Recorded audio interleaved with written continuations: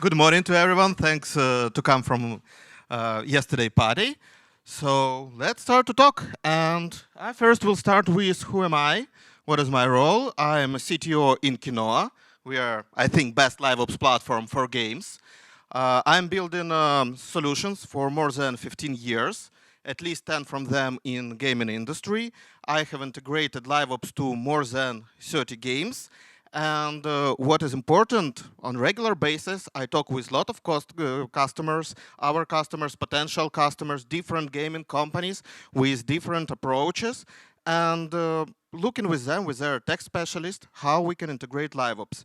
And that's how I collected lots of information about their security problems, about what they care, how do they resolve, how their solutions impact for future of their games. That's actually what I want to talk today.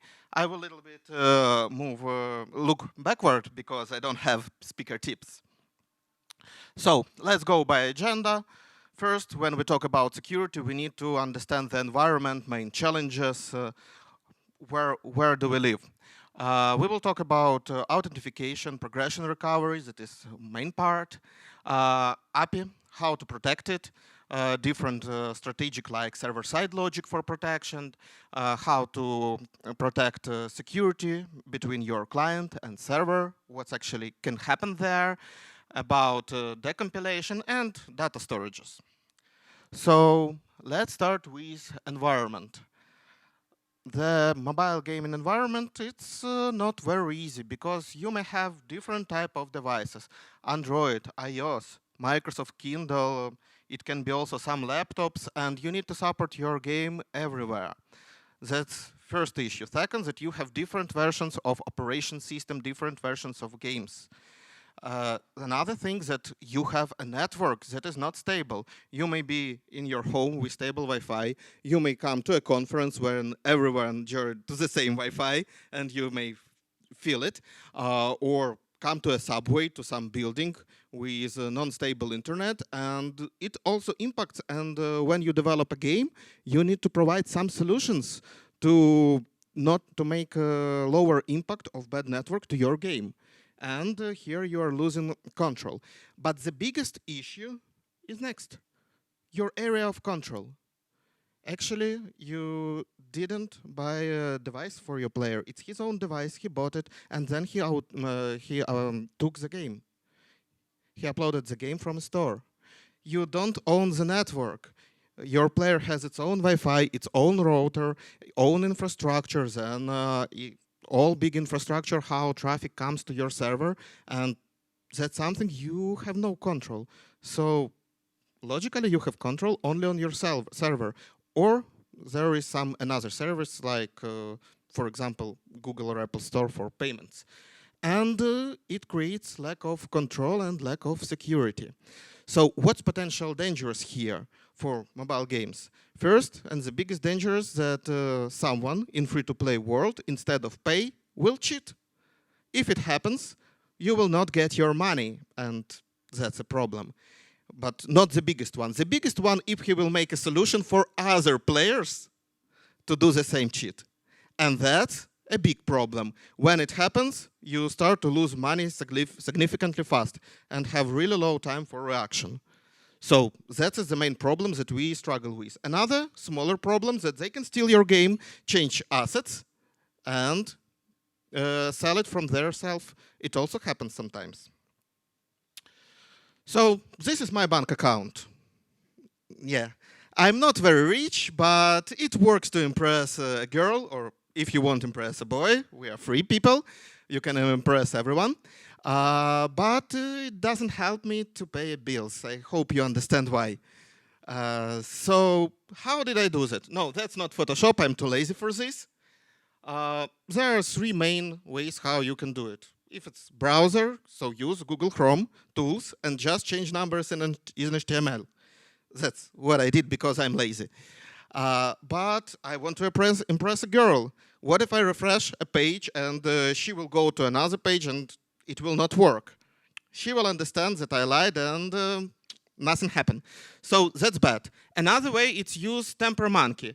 It's one of solutions that allows you to write script inside your browser that will re-render your page or take the data and change numbers. Small JS scripts that you can create without programming knowledge, just using ChatGPT. So also you will see such numbers. But she can connect from her device or choose browser, not from Chrome, from Safari, and what to do. Okay, you can use a fiddler and change numbers in your home network. And from any device, she will log in, she will see that you're a rich guy. Still, it will not help your to pay your bills. So here is a question. We have different mobile applications, including mobile banking. We have gaming. All the story about environment for them is the same. So what's the difference? Banking already resolved all the issues. They're secured. We trust them. Actually, if I show you these numbers to someone, bank doesn't care. But for games, that's not always true. So let's compare banking solution and mobile games. How do you get an application? You upload but authenticate with real documents, go into an office, sign a contract, you have 2-factor, 3-factor authentication, this crazy check about last 4 digits of your card and then PIN, and so on. So authentication is really crazy. In games, you uploaded a game, and usually you want to play from first second. You don't put your login, your password. Much easier and less secured. On the other hand, you have third-party authentication. I never saw internet bank with authentication from Google or Facebook. I don't know why. That's interesting. Another big difference that bank is allowed to have spinners. Assuming that in a game you want to shoot someone, you just look on his head, you press a shoot, and now you have a spinner. We will calculate result of your operation and send you at Monday morning around 9 o'clock. And then you will see in Monday morning your headshot was successful. Not funny. But for banking, it's totally okay. And the biggest difference is that on banking, logistic, and other kind of application, all the value is on server. They don't care what you see. They don't care whom you want to express. They care about data on the server. But in gaming, it's totally different. Even if all your game logic on the server, player cares about visual effects. Like a kid in a kindergarten on preschool when instead of marks, they receive a stars. We are doing the same in mobile games. We give them, hey, you are good, have a star. You are better, have a 2-star, more than that. We are able to sell these stars. And that's very interesting and sensitive stuff.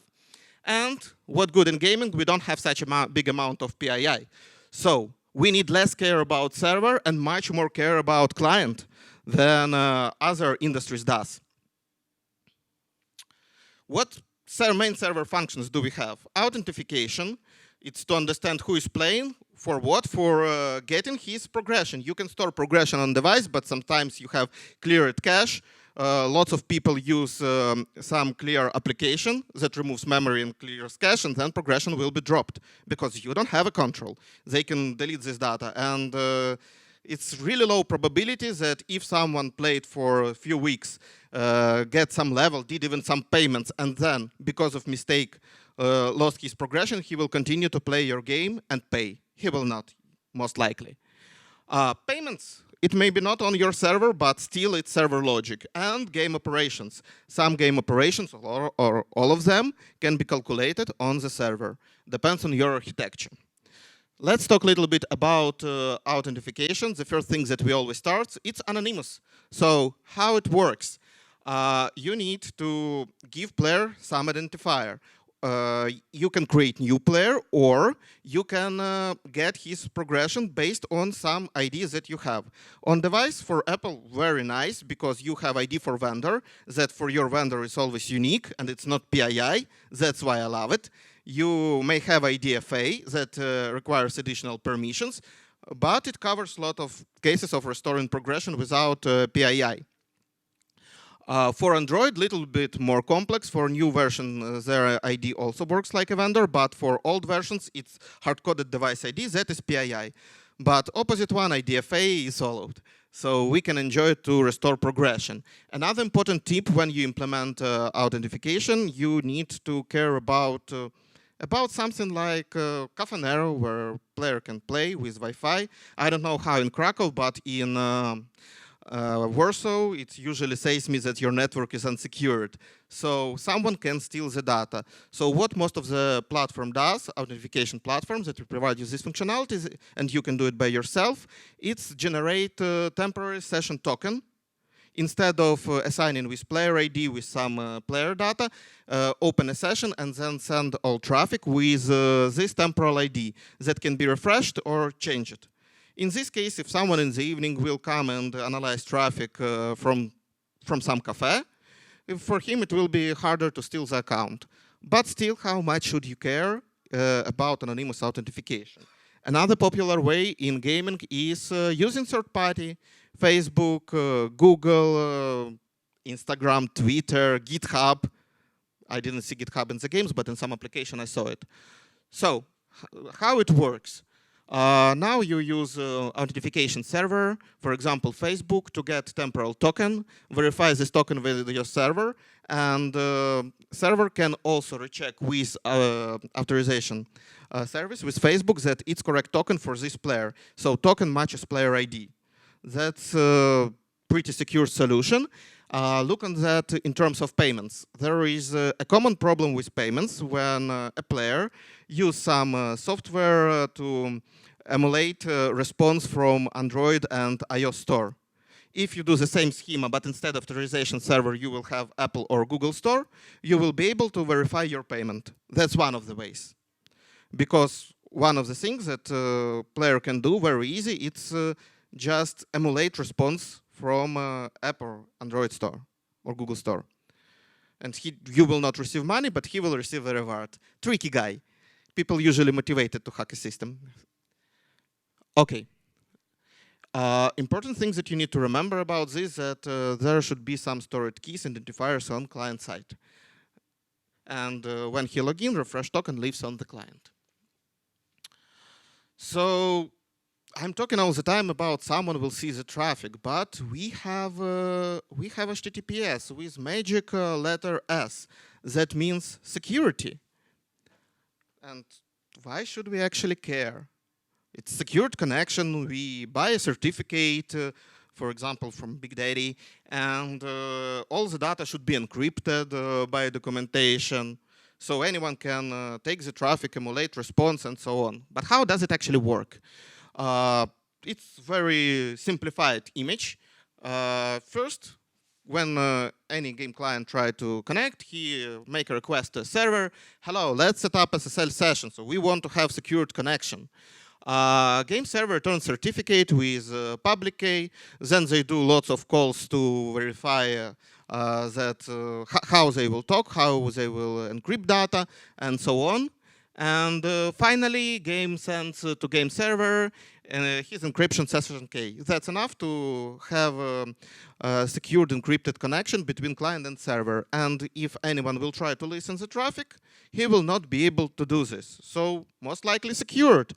You have a game code that is in runtime, and the average player cannot understand what's going on there. He can't impact. You have secure traffic. At worst case, player will see URLs but will not know what request to send by Postman, for example. And we should be secured. Reality is a little bit different. There are proxy fiddler, Charlik. Most of QAs that I saw in mobile gaming using Charlik. And they easily see all the traffic. How it works. Instead of getting certificate from game server, game by proxy, by router settings, for example, or operation system settings, makes a request to proxy. And this proxy returns its own certificate and make connection from your name with all the same data with a server. So what does it mean for us? It means that all the traffic that game sent to server is visible for a player if he wants. There are few steps in internet, small YouTube tutorial, how to do that. You can't avoid it. You don't control his device, his network. He can do what he wants. And it means that he can read this traffic and send the same request. Let's take a simple example. Our game wants to save player progression, his level, and his balance. His level now is 5, and his balance is 100 coins. Player open Postman and emulate the same call, but put level 100 and balance 1 million. That's all. Or if it wants to get some data with rewards from the server, he goes and change response. That's all. Game is cheated. No actually reason to pay. Then he writes some program, some script, some web page. Voila, all the players start to do this. And this is something that a 12-year kid can easily do, starting from 12 years. Maybe someone genius before. So what can we do with it? If you will Google or ChatGPT, now we also use it, you will find very popular solutions with certificate pinning, when you need to put on device trusted certificate and verify only this certificate. On Charlie or another proxy, there will be different certificate, and that's how you will not open secured connection. Problem not resolved because it's an issue to upload certificates to a mobile phone. Also, player can do the same, add another certificate, he owns it. So to do it smarter, you can take a public key from a certificate and hard code on verification part connection. It's possible with Unity, I checked. Just verify this public key. And now anyone can put wrong different certificate if he doesn't know correct values. It helps partially because you have a problem. When certificate expired, usually we update it 1 time a year, all players lose connection with the server and you have a force update, black day. And definitely you will use part of your players with it. So, not nice. So, what is a solution if certificate pinning is not the best one? Have a logic on backend. There are 2 main approaches in mobile game architecture. It's having on logic on backend and have on game logic on client. I mean with game logic, not visualization, I mean calculations.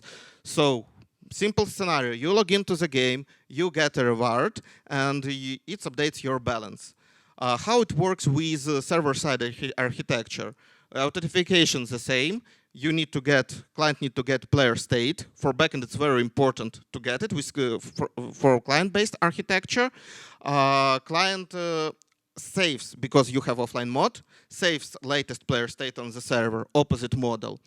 Get rewards the same, but then with backend-driven architecture, client need to say, just collect this reward and send reward ID or collect your reward number 1. And the server will verify if a player has this reward and what is the value, and on server player balance will be updated and will be returned on each request new player progression or just part of it. And with any call the same, you are making a spin, result of the spin calculating on the backend, and the client just receive a result and all the time updates player state and player progression. It can cause some desynchronization between client and server with visualization. But if anyone will try to emulate, for example, a spin with Postman or just simple curl, he will just emulate the same click. So no cheating here. And with client-based logic, client all the time does all calculations and send the final player state on backend. So it can be hacked. It can be cheated in easily way. Let's compare 2 solutions. Maybe we need to write all games with backend-driven architecture. Actually, yes, it's secured from cheating. Another advantage, it's easier to make multiplayer. If you have a multiplayer when player can impact player, it's much easier to implement when you have backend-driven solution. With client, it's easy to cheat, and multiplayer, it's still you put some logic on the server. There are techniques how to implement it, depends on game, but it's a little bit more complex. With backend, it's easy to change configuration. You have many versions, many different clients, but one time you update your mathematic, it's updated immediately. For client-based, you need to upload configuration to the client, maybe have some LiveOps platform, like our platform is, and then it will be changed. So a little bit more complex. But disadvantage of backend is that backend-driven architecture is that you don't have offline mod. So when internet is bad or not exists at all, like in the player can't play. And many people say to me that, okay, it's free to play games. You don't have internet, you can't make payment. Why should I care about offline? Yes, you can't pay. But if you can't play this game in offline, you will play other. And let's guess in which game you will pay. That's how it works. You will not have payments from offline, but you will lose your retention, some of your players who will select games with this feature. That's also true, and that's how it happens with real numbers. I got many feedbacks from different clients who did this investigation. And another big problem of backend-driven architecture is complexity of development. You need to have client developer, you need to have server developer, you need to synchronize releases, backward compatibility for old versions. With client-driven solution, you can use simple NoSQL data storage for player states with simple security. You can use even Firebase or our platform to store player progression and have anonymous authentication. And that's all. You shouldn't have a strong backend team. You shouldn't have even backend team at all, because lots of solutions that allows you to store your player progression and get it back. And it is matter of cost, and it's matter of how fast your game will come to production. You will get real numbers and real feedback. One more thing, that if you still care about security, one more thing that backend-driven architecture doesn't resolve. Bots. Yes, with making a spin or hitting someone, I can't cheat a result. But there are lots of games where you have some crafting logic. You can go for fishing to have some resources. You have crafting. And in RPG, it's very popular. When I was a teenager in school and university, lots of my friends, they played Age, other games, and they had those crafting. They wrote bots or downloaded bots who boost their players and then sell it. $20, $50 for a teenager in 2000s, it was real money. It was fine. And it hacked monetization strategy of the game. Totally same is possible with mobile gaming. If you have the logic of crafting, if you have the logic that can be covered by bots, in one day someone will do this, and it will break your monetization model. You will not get all the money you expect to. So, what to do? The simplest solution, add your own encryption. Just, okay, HTTPS encryption can be hacked by proxy. I will add my own. Yes, it will work. It takes CPU and still doesn't protect from bots because I can repeat even encrypted requests. It's very simple to record them. Another way that is a little bit simpler, and your QA will not hate you after this, like with encryption, is add hash to each request. So who doesn't know, hash, it's some function that from some string makes another string. And from different strings, hashes should be different, most likely. So you can add to each request this hash, calculate it with some secret key, and so algorithms algorithm is well known. It's 5, 10 common hashing algorithms, but your secret will, as a salt, will tell that no one can do the same hash function by his own. And you can add it to each request. So if anyone modify it, without knowing hash function and salt, your server or client with response will be able to check if it's not hacked with a proxy. So your QA is happy. He's still using sniffers or Charlie for test application. And you don't use a lot of CPU resources and battery of mobile phone, and just adding simple hash. But bots still can be, so what can we do to avoid bots? It is add sequence number to each request, and check the duplication on server, also maybe on client, depends on if you are using socket. On client, you also need to check the duplication. So if you get the same request second time, you just understand that someone tries to hack you. that this request already processed, and you will not process it. You are totally secured, without any encryption, and with logic on the client with all benefits like offline. Because all updating of player state you can have when player come online again. That's a benefit of this approach. That's not something new. This algorithm calls HMAC. It's well known, even HTTPS use it, so it's not new solutions that you hear here, or that you hear first time. Yep, but it's not commonly used in game industry, and I want to promote it as a good solution for security, especially for client-based development. It can simplify all of your work. But still, it's not full solution. Because you have keys on server, that's okay, and also on client. And key on client can be hard-coded. Part of it can be hard-coded, part of it you get together with player information. And somehow player can get it. So let's talk about how. There is such technique, decompilation or disassembly. So you have your game that you upload to store, Apple or Android, and with Android it's pretty easy to get APK, your application. And a hacker or just regular developer or someone who is using YouTube can get source code of your application, find your hash algorithm, find hard-coded salt, and then hack your game and share solution with others. Also, he can steal your game, change something, and public it. Disassembly, little bit more complex technique if you are somehow protected or depends on technology. We will look in a second. How it works. Disassembly is restoring your code, but to some structural based code.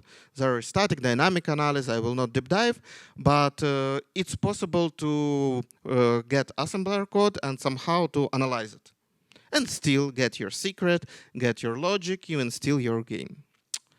So, is it possible to protect? Most likely, yes. There is old technique named obfuscation. It came much before mobile applications, when all of us has beautiful games on CDs or even before it. But you know, I don't know how in Poland, but in Ukraine we had lots of pirate games. Actually, we had Petrivka Market where you can go and buy any game together with crack on CD. That's how it works. And how people did these cracks. They disassembly code or decompile, depends on level of protection, and broke the security part. More than that, take even Xbox. I have, it's not a friend, but guys who I know, who have an Xbox with some additional chip that allows him to play pirate games. Even with hardware, it can be hacked.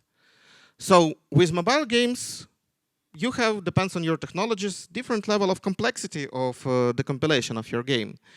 With Android, the compile of game is pretty easy because it's Java virtual machine. All the time you have virtual machine or interpreter. It's easy to restore a source code.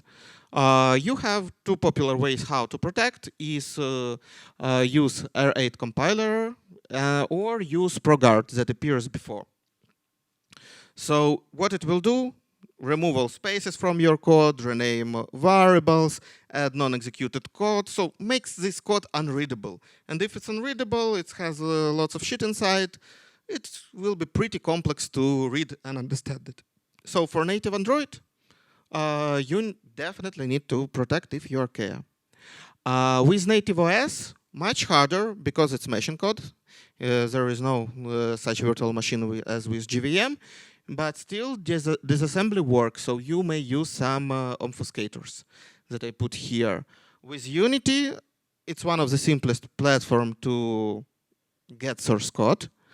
But if you are using compiler to CPP, so to native, not like monobehavior, your life will come much easier with it. You can also use some obfuscators for C#.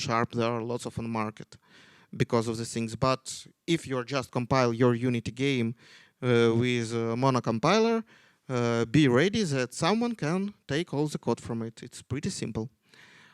Unreal Engine. I spent really lots of time to find any obfuscator, any security technique to do something with Unreal.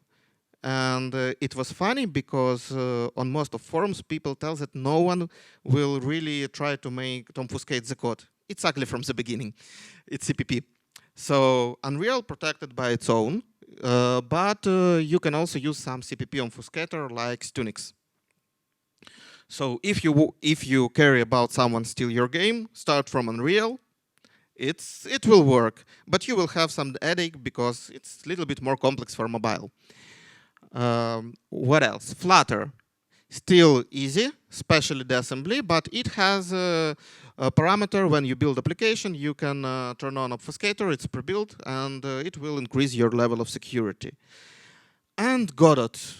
1 year ago, in autumn, I think, everyone talked about Godot after Unity told about their new license policy.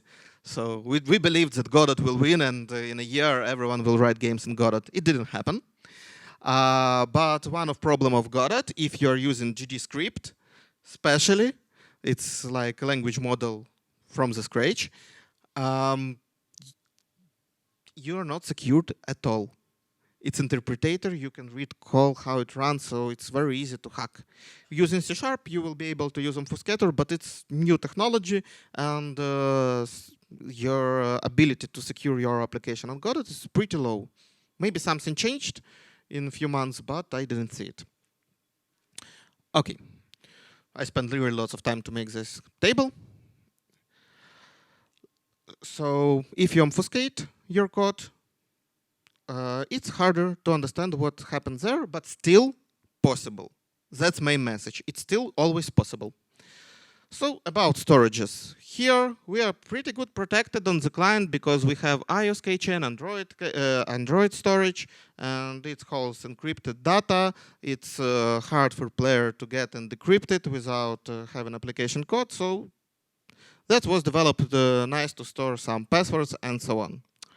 But what about PII?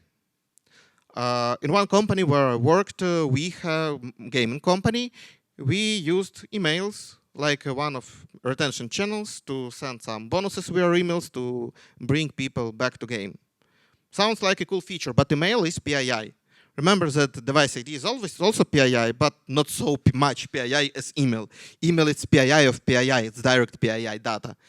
How to store it? There are no special storage for it on server, lots of techniques. But if you have emails or IDFAs or other data, you need to care that your data storage stores data in encrypted way on hard disk.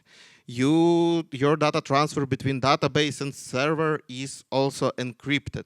You control all permissions to database. You have routines. That's for lawyers, but you need to have these routines. You can't have a general dev user with permission to all data in your database and send login and password to each developer in your team. If you have PII, it doesn't work. You may come to a big trouble. So the best way to deal with PII, it's not to have PII.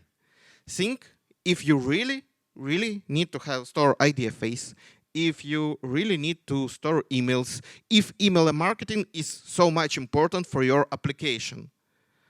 I assume that not always. So you need to balance. And if needed, add it not at the beginning. Do some POC and check the value.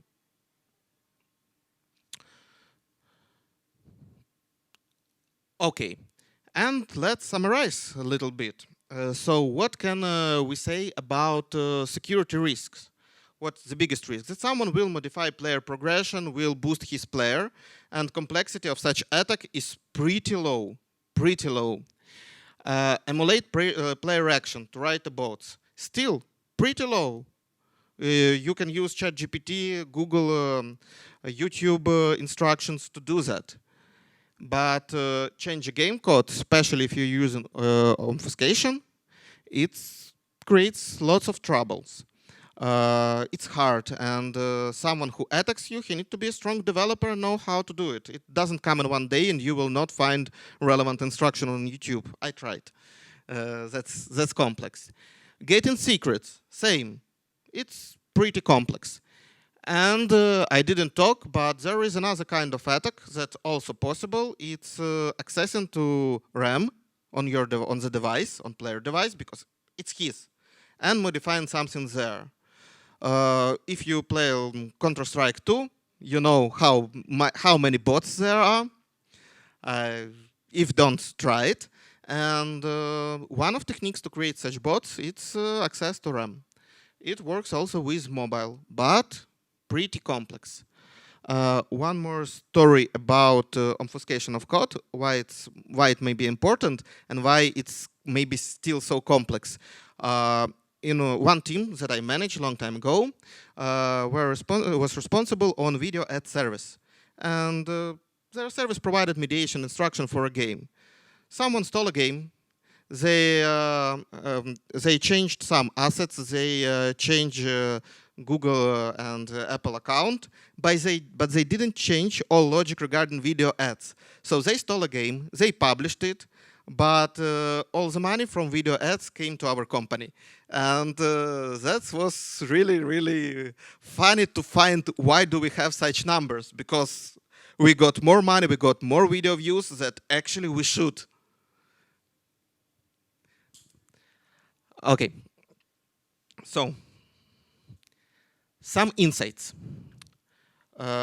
Based on talking and managing different, mostly talking with different companies, I saw success cases, I saw failed cases, and I can give some recommendations that I think will help you to choose correct security strategy. So first, you need to choose security model based on your game. Even multiplayer games usually are fake multiplayer if it's not something where you can check that you really play with your friend. Lots also of these leaderboards, challenges, attack city. You think that your logic is on backend, but actually all of this it's NPCs, and you attack bots. You get rewards or some presents from bots. You join to clan with bots, and only when games succeed, only then they move to multiplayer. So at the beginning, you usually need to choose the simplest way, maybe HTTPS, and that's all your security level. Don't focus on it.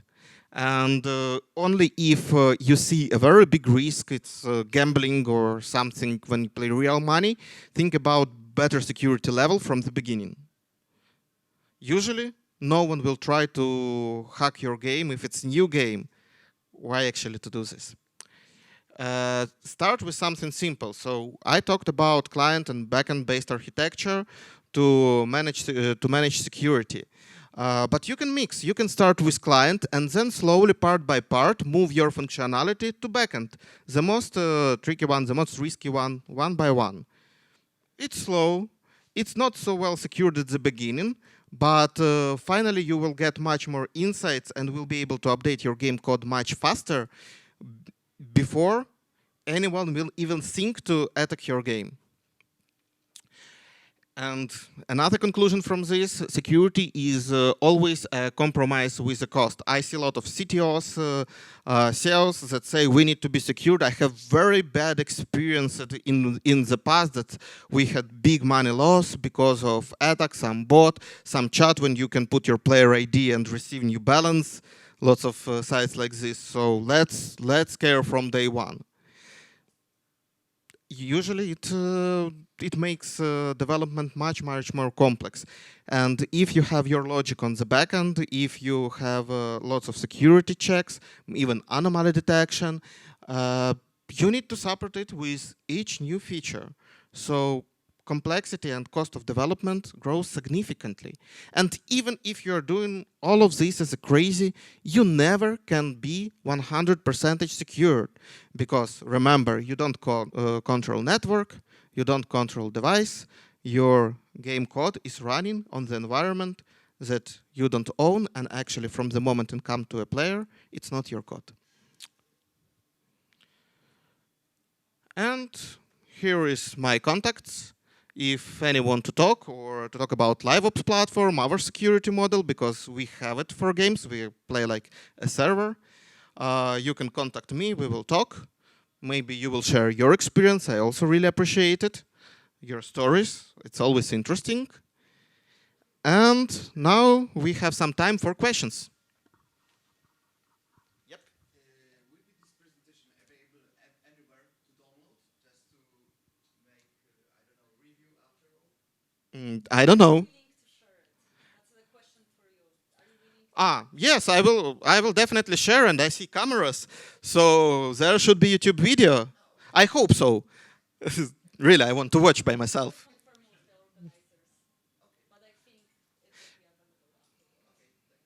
Yes, I'm not organizer, I'm a speaker, so I will follow, but how organizers will do it. But anyway, if you want, contact me by LinkedIn and I will send you. Other questions?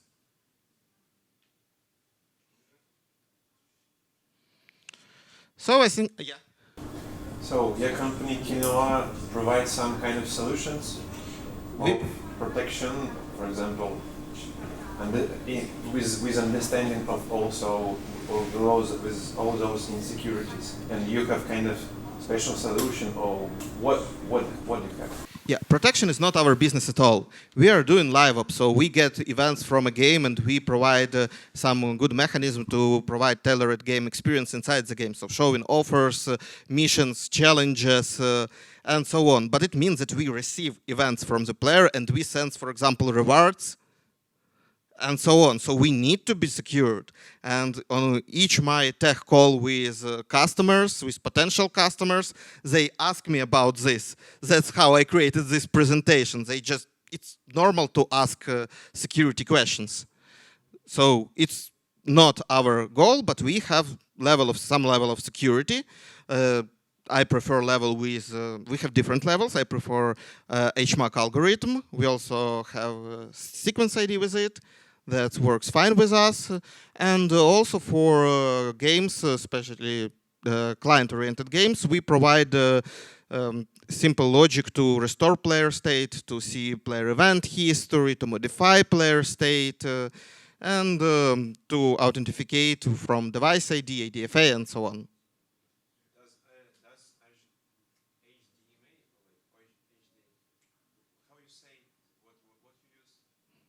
HMAC algorithm, that's algorithm with hash. HMAC works with everything. In all the languages that I know programming, you have hash function. It's you just download hash library if it's not pre-built, some MD5, SHA-256, and HMAC some 512 and some more, and it works. And your traffic is visible on one hand. On other hand, it's not available to be hacked. And QA is happy, developers happy, device accumulator happy because encryption is bigger, and your managers happy because you don't need to develop all logic on the backend. It's very popular solution, but I really don't like it for the new games because I saw really many of games that failed. They started from the building logic on backend exactly for the security reason. Playing their games, I didn't see such reasons, but they think about future. What will happen in 2 years ahead? In 2 years ahead, their company may be closed, and sometimes it happens because not enough money. Don't do today what you can do tomorrow. That's good rule for development. Other questions? Thanks.